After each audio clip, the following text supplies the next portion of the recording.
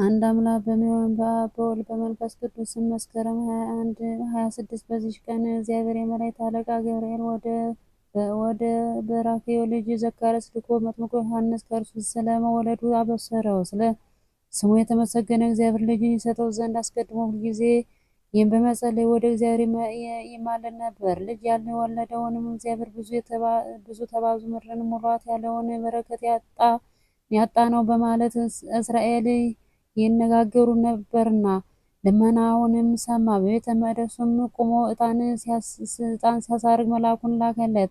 በከበረ ወንጌልም እንደተባለው መንገዱን ይጠርግ ዘንድ በንጉሥ ክርስቶስ ፊት እንደሚሄድ የተነገረለት ታላቅ ነቢይ ዮሐንስ ከእርሱ መወለዱን አበሰረው። ዘካርያስም የሰውነቱን መድከም የመወለዱን ዘመን እንዳለፈና ፈጽሞ እንዳረጀ የሚስቱንም እንዲሁ ዘመኗ እንዳለፈ ፈጽሞ እንዳረጀች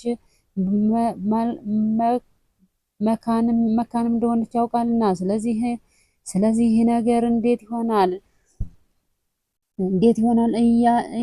እኔ ያረጀሁ ሽማግሌ ነኝ፣ ሚስቴም እንዲሁ ዘመኗ አልፎ መካን ሆናለች ብሎ የእግዚአብሔር መልአክ ተከራከረው። መልአኩም እኔ ይህን ልነግርህ ከእግዚአብሔር ዘንድ ወደ አንተ ተልኬ ነበር፣ ልትጠራጠር ባልተገባህም ነበር። አሁን ይህ በጊዜው እስኪፈጸም ዲዳ ሆነህ መናገር ይሳንሃል ብሎ ገሰጸው። ዘካርያስም የወልደ እግዚአብሔርን መንገድ የሚጠርግ ዮሐንስ እስኪወለድበት ድረስ ዲዳ ሆነ። በሚገረዝበት ቀን የሕፃኑ አባት ዘካርያስ የሕፃኑን ስም ምን ብሎ እንደሚሰይሙት ጠየቁት።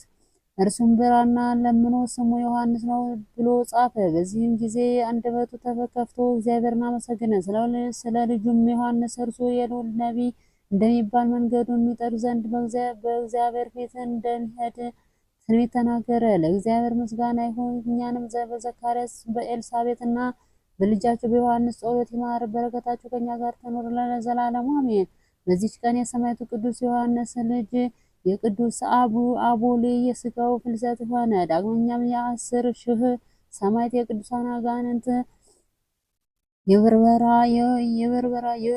የዮልያንና